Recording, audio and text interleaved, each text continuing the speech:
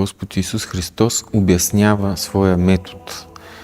Казва, не всеки може да понесе директното обяснение, директната проповед. Тези, които виждат и с очите си, но са слепи духовно, тези, които чуват и пак не разбират, на тях трябва да им се говори с притчи, защото притчата е много интересен език, ако се замислим. Тя е образен език, език, който е универсален. Забележете, че ние 2000 години по-късно четем тези притчи и ги разбираме.